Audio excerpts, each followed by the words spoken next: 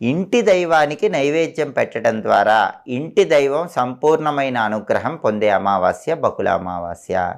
ప్రతి ఒక్కరికి ఇలవేల్పు ఉంటారు. ఇలవేల్పుకి ఎప్పుడైనా పూజలు చేయకపోయినా లేదా వంశంలో ఏవైనా దోషాలు చేసినా కష్టాలు ఎదురవుతూ ఉంటాయి. అవన్నీ పోగొట్టుకునేటటువంటి శక్తివంతమైన అమావాస్య బకుళ అమావాస్య. కాబట్టి డిసెంబర్ 19 శుక్రవారం అందరూ కూడా మీ ఇలవేల్పు ఎవరైతే ఉన్నారో, మీ ఇంటి దైవం ఎవరైతే ఉన్నారో ఆ ఇంటి దైవానికి పాలతో చేసినటువంటి పాయసం నైవేద్యంగా సమర్పించండి. అలా చేటి ఆ తర్వాత ఆ నైవేద్యాన్ని అందరూ కుటుంబ సభ్యులు ప్రసాదంగా స్వీకరించండి. దీనివల్ల ఇంటి దైవం సంపూర్ణమైన అనుగ్రహం కలుగుతుంది.